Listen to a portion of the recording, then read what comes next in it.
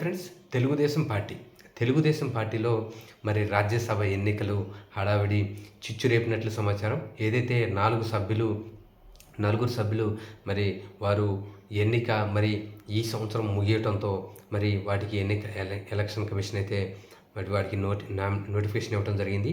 ఏదైతే 4 సభ్యులు ఏకగ్రీవంగా అలాగే కూటమికే దక్కనుండటంతో చాలామంది ఆశావహులు అయితే మరి వారు తమ అదృష్టాన్ని పరుచుకున్నట్లు సమాచారం. ఏదైతే మరి ఒక స్థానాన్ని జనసేనకి ఇచ్చి 3 స్థానాలను మరి తెలుగుదేశం పార్టీ తీసుకోవడం జరిగింది.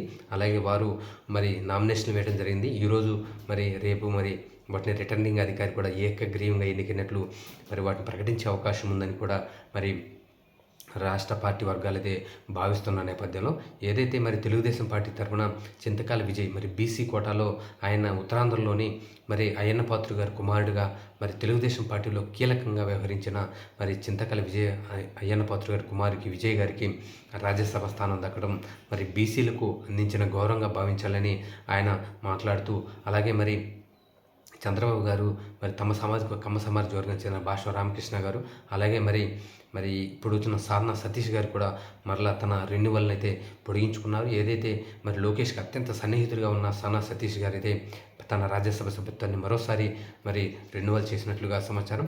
ఏదైతే మరి ఈ యొక్క 4 స్థానాలు కూడా ఏకగ్రీవంగా ఎన్నికే అవకాశం ఉందన మరి చాలామంది వర్ల రామయ్య గారు కూడా, అలాగే టీడీ జనార్దన్ గారు, అలాగే మరి కడప జిల్లాకు చెందిన శ్రీనివాస్ రెడ్డి గారు, అలాగే చాలామంది ఆశావాహులు అయితే మరి వీటిని వారి అదృష్టాన్ని పరుచుకుంటున్న సమయంలో మరి వారికి దక్కగా మరి చాలామంది అసంతృప్తికి గురైనట్లు సమాచారం. తెలుగుదేశం పార్టీలో మరి ఎప్పుడు ఎన్నికలు వచ్చినా సరే ఏదైతే మరి వారు ఖచ్చితంగా సాగదీసి మరి చాలామంది ఆశావాహులతో డిస్కషన్ చేసిన తర్వాతే చంద్రబాబు గారు సరైన నిర్ణయాలు తీసుకుంటారని పార్టీ వర్గాలు అయితే వెల్లడిస్తున్నాయి. ఖచ్చితంగా రాబోయే రోజుల్లో తెలుగుదేశం పార్టీ 2029 అధికారంలోకి రావడానికి ఖచ్చితంగా వాటి వ్యూహాన్ని ముందుకు పెట్టి మరి తెలుగుదేశం పార్టీ ముందుకెళ్తుందని, అలాగే ఇప్పటికే మరి వారు చేస్తున్న అమరావతిలో అభివృద్ధి, అలాగే రాబోయే రోజుల్లో సంక్షేమం చేస్తూనే ఖచ్చితంగా రాష్ట్ర ముఖాభివృద్ధితో పాటు అలాగే సంక్షేమాన్ని అమలు చేస్తూ ఖచ్చితంగా రాబోయే 2029 ఎలాగైతే గెలవాలో కూటమిగా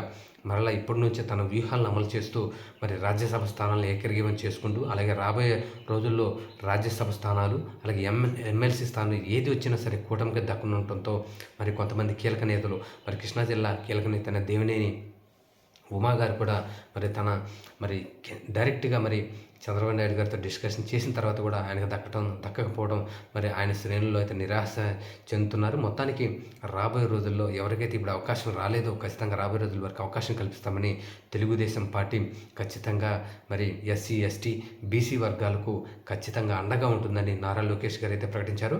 మరి రాబోయే రోజుల్లో ఖచ్చితంగా ఎమ్మెల్సీ రాజ్యసభ స్థానాల్లో ఖచ్చితంగా ఎస్సీ, ఎస్టీ, బీసీ వారికి అవకాశాలు కల్పిస్తామని ఖచ్చితంగా ఇప్పుడు మరి కొంత ఏదైతే పార్టీలో ఉన్న ప్రాధాన్యత క్రమంలో మరి ఇప్పుడు అవకాశం ఇవ్వటం జరిగిందని, రాబోయే రోజుల్లో కూడా ఖచ్చితంగా ప్రాధాన్యత క్రమంలో అవకాశం ఇవ్వడం జరుగుతుంది. ప్రతి కార్యకర్తకు న్యాయం చేసే బాధ్యత మరి నేను తీసుకుంటానని నారా లోకేష్ గారు అయితే ప్రకటించడం జరిగింది. మొత్తానికి రాబోయే రోజుల్లో మరి ఆయన ముఖ్యమంత్రి అయ్యే అవకాశం కూడా ఉందని పార్టీ వర్గాలు అయితే భావిస్తున్న నేపథ్యంలో మరి రాబోయే రోజుల్లో తెలుగుదేశం పార్టీ ప్రజలందరి అలాగే కార్యకర్తలకు న్యాయం చేయకే విధంగా నిర్ణయాలు తీసుకుంటుందా, లేకపోతే ఎవరైతే ఆశావాహులు ఉన్నారో ఇప్పటివరకు ఎవరైతే పార్టీ కోసం కష్టపడిన ఉన్నారో వారిని పక్కకు పెట్టి కేవలం మరి కార్పొరేట్ వారికే మరి మరలా స్థానాలు కేటాయిస్తుందా అనేది చూడాల్సిన అవసరం ఉంది. Thank you.